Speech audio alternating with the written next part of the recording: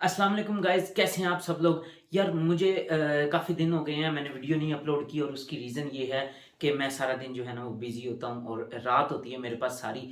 अब रोज़ रात को जागना वो है ना वो बहुत ज़्यादा मसला हो जाता है कभी कभी। तो खैर आज जो है ना वीडियो हमारे पास है वो सैमसंग से रिलेटेड है और सैमसंग का जो अगला मॉडल आ रहा है S22 अल्ट्रा। उसके अंदर जो चिप्स आएंगी, जो एसओसी होगी, जो प्रोसेसर होगा वो होगा कुछ रीजन्स में एक्जिनोस 2200 और कुछ रीजन्स में स्नैपड्रैगन का 8 Gen 1।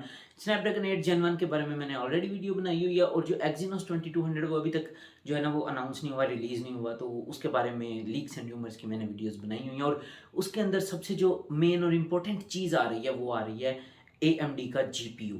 ठीक है, सैमसंग ने AMD के साथ जो है ना वो कोलैबोरेशन की थी कि आप लोगों का जो GPU है वो हम अपने एक्जिनोस के अंदर लेके आना चाहते हैं, क्योंकि एक्जिनोस ओवरऑल बहुत अच्छी चिपसेट है, स्नैपड्रैगन के साथ compete करती है, लेकिन उसके अंदर सिर्फ और सिर्फ जो चीज़ कमज़ोर थी वो था उसका GPU, जो ग्राफिक्स प्रोसेसिंग यूनिट होता है। तो ग्राफिक्स की उसके अंदर ज़रा क्वालिटी थोड़ी सी लो थी एज़ कम्पेयर टू स्नैपड्रैगन। अब सैमसंग ने क्या किया कि पहले एक्जिनोस 990 जो आया था वो आया था नोट 20 अल्ट्रा तक। ठीक है, S20 अल्ट्रा वगैरह वाली सीरीज में भी वही था, नोट 20 अल्ट्रा में भी वही था और उसमें बहुत ज़्यादा हीटिंग के इश्यूज थे, परफॉर्मेंस के इश्यूज थे, बैटरी लाइफ के इश्यूज थे, कैमरा की जो रिजल्ट है क्वालिटी उसके इश्यूज थे। लेकिन उसके बाद सैमसंग ने काफ़ी हाइप भी क्रिएट की, काफ़ी वीडियोस भी बनाई, सॉरी भी की वीडियोस के थ्रू और हमारे लिए लेके आए वो एक्जिनोस 2100। एक्जिनोस 2100 जो थी वो compete करती थी स्नैपड्रैगन 888 के साथ। और मैंने ये चीज़ पर्सनली नोटिस की है कि स्नैपड्रैगन 888 जो है उसकी और एक्जिनोस 2100 की परफॉर्मेंस एग्जैक्टली सेम है। तो वो मैंने किस तरह से की है कि मैंने स्नैपड्रैगन 888 वाला S21 अल्ट्रा यूज़ किया, उसके बाद मैंने आईफोन यूज़ किया और उसके बाद अब मैं जो पर्सनली मोबाइल यूज़ कर रहा हूँ वो है सैमसंग का Galaxy S21 ultra Exynos 2100 variant. और एक्जिनोस 2100 और स्नैपड्रैगन 888 जो है इनकी परफॉर्मेंस एग्जैक्टली सेम है। कैमरे की क्वालिटी भी ऑलमोस्ट एग्जैक्टली ऑन पार है, बिल्कुल जो है ना वो एक जैसी है। थोड़ी बहुत सटल डिफरेंसेस हैं लेकिन वो इतना मैटर नहीं करते, क्योंकि ये दोनों एग्जैक्टली सेम फ़ोन है और ये दोनों प्रोसेसर भी एग्जैक्टली एक जैसा ही जो है ना वो परफॉर्म करते हैं। तो सैमसंग ने जो हमारे साथ वादा किया था, हम हमें एक्जिनोस 2100 के अंदर उन्होंने बैटरी लाइफ भी अच्छी दी, हीटिंग इश्यूज़ को भी कंट्रोल किया, परफॉर्मेंस भी अच्छी थी, तो काफ़ी सारी चीज़ें इसके अंदर इंप्रूव हुई। और अभी तक की मेरे हिसाब से जो एक्जिनोस में ईयर ओवर ईयर इंप्रूवमेंट आती है उसके अंदर सबसे ज़्यादा इंप्रूव्ड जो इनकी चिपसेट थी वो 990 के बाद ये 2100 थी, 990 से 2100 पे जब आए हैं। और एक्जिनोस 2200 के साथ भी सैमसंग को काफ़ी ज़्यादा लोगों को, सॉरी, सैमसंग से काफ़ी ज़्यादा एक्सपेक्टेशंस थी। और ये जो एक्जिनोस 2200 है इसके लिए सैमसंग भी काफ़ी हाइप क्रिएट कर रहा था कि AMD के साथ आएगी, ये होगा वो होगा, और उसकी हमें भी काफ़ी ज़्यादा एक्साइटमेंट थी, तो मैंने उसके बारे में वीडियोस भी कुछ बनाई पीछे। लेकिन अब क्या हुआ है, अचानक ही सैड न्यूज़ आज की वो ये है कि भाई सैमसंग ने अपना एक्जिनोस 2200 के रिलेटेड जितनी भी वीडियोस बनाई थी यूट्यूब के अपने चैनल के ऊपर, ऑफिशियल चैनल के ऊपर अपलोड की थी, वो अचानक उन्होंने डिलीट कर दी हैं। और उनकी डिलीट करने की रीज़न आप लोग समझ सकते हैं। सैमसंग ने तो कोई रीज़न नहीं दी, लेकिन यही है कि लोग इतनी ज़्यादा उसके साथ हाइप क्रिएट ना हो, इसकी इतनी ज़्यादा उसके साथ एक्सपेक्टेशंस ना रखें, क्योंकि और उसकी रीज़न क्या है, वो रीज़न ये है कि जो एक वो यूट्यूबर कह रहा हूँ, ये ट्विटर पे हैं लीकस्टर, उनका नाम है आइस यूनिवर्स, जो कि सैमसंग के सबसे रिलायबल लीकस्टर हैं इस टाइम।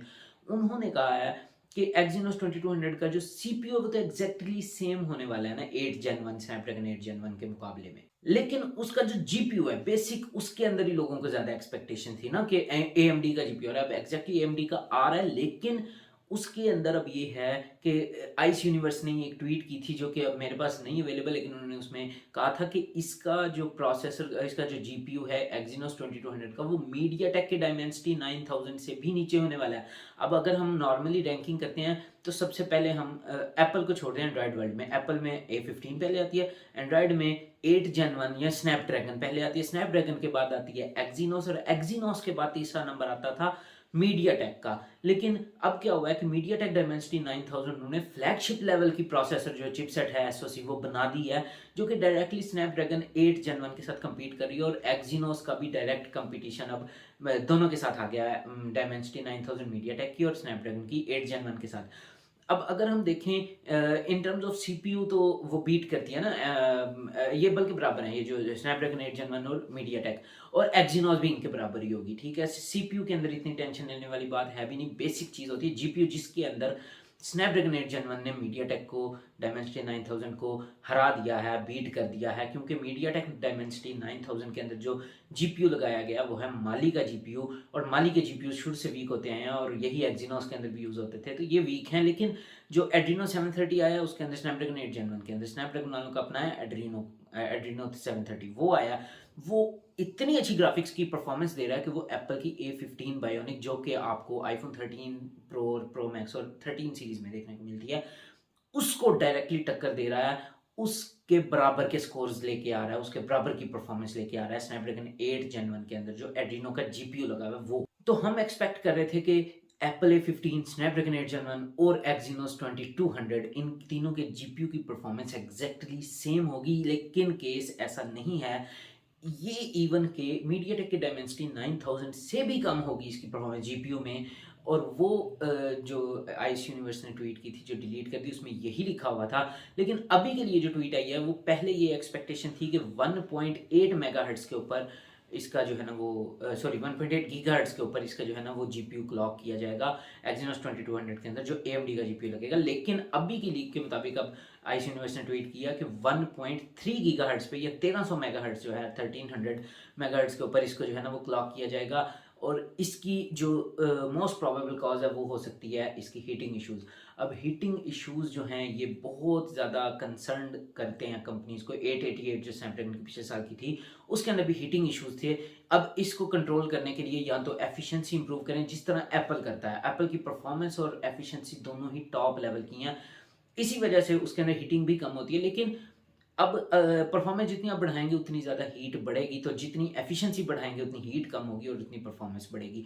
तो ये सारा का सारा खेल है। अब इन्होंने क्या किया है कि एफिशिएंसी क्योंकि नहीं बढ़ रही थी तो इन्होंने अब इसकी क्लॉक फ्रीक्वेंसी जो है ना वो, यानी कि परफॉर्मेंस जो है जीपीयू की, वो कम कर दिया है। 1.8 gigahertz is a respectable score, एक बहुत अच्छा यानी कि क्लॉक फ्रीक्वेंसी है। लेकिन अब ये ले आए 1.3 गीगाहर्ट्ज के ऊपर, as quoted by Ice Universe. जो उन्होंने कोट किया, उन्होंने कहा है 1.3 गीगाहर्ट्ज, जो कि बहुत ही यानी कि लो फ्रीक्वेंसी है मेरे हिसाब से। अब इससे हीट तो कंट्रोल हो जाएगी, लेकिन आप इसको एक किस्म की थर्मल थ्रॉटलिंग कह सकते हैं, क्योंकि थर्मल थ्रॉटलिंग जो होती है वो होती है जब आपका जो है ना वो हीट की वजह से उसकी परफॉर्मेंस को डाउन कर दिया जाता है। लेकिन इसके अंदर हीट की वजह से जो कम होगी वो इससे भी ज़्यादा कम हो जाएगी। तो ये काफ़ी ज़्यादा कंसर्निंग चीज़ है कि हीट को जो है ना सैमसंग ने कंट्रोल नहीं किया। ये रूमर्स हमें पहले भी आ रही थी कि हीट बहुत हो रही है, हीट बहुत हो रही है, लेकिन उस टाइम काफ़ी टाइम था सैमसंग के पास। लेकिन अब क्योंकि टाइम कम रह गया है तो अब सैमसंग कंसर्न है, इसी वजह से उन्होंने सारी वीडियोस भी जो है ना वो यूट्यूब से हटा दी हैं।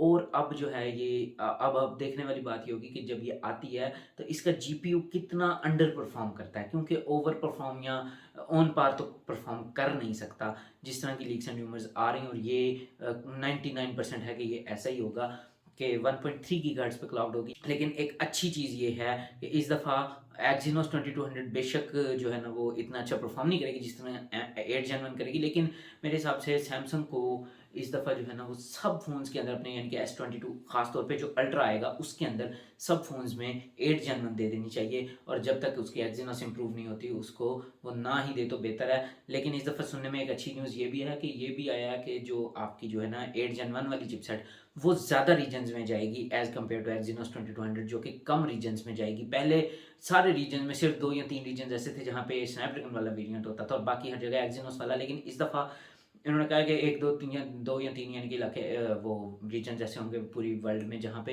एक्जिनोस 2200 वाला वेरिएंट जाएगा और 8 Gen 1 वाला बाकी ओवरऑल पूरे वर्ल्ड में जाएगा। तो अब देखते हैं कि पाकिस्तान में और इंडिया में यहाँ पे कौन से प्रोसेसर, कौन सी एसओसी के साथ आपको S22 वाली सीरीज देखने को मिलती है। और खास तौर पे S22 अल्ट्रा, यानी कि अगर नाम में अल्ट्रा आ रहा है तो परफॉर्मेंस भी अल्ट्रा, कैमरा भी अल्ट्रा, डिस्प्ले भी अल्ट्रा, हर चीज़ जो है ना वो अल्ट्रा में होनी चाहिए। बहरहाल ये कुछ आज की न्यूज़ थी सैमसंग के S22 सीरीज़ के रिलेटेड और एक्जिनोस 2200 के रिलेटेड। तो उम्मीद है कि आप लोगों को वीडियो पसंद आई होगी, और पसंद है तो काइंडली लाइक कर दें और चैनल को ज़रूर सब्सक्राइब कर दें, ताकि आप इसी तरह की मज़ीद जो है ना न्यूज़ एंड अपडेट्स और रिव्यूज़ और हर चीज़ के अगर आप इन्फॉर्म रहना चाहते हैं और आप नोटिफिकेशन हासिल करना चाहते हैं तो काइंडली चैनल को ज़रूर सब्सक्राइब कर दें। ठीक है गाइज, आज के लिए इतना था, मिलते हैं नेक्स्ट वीडियो में, तब तक के लिए पीस आउट।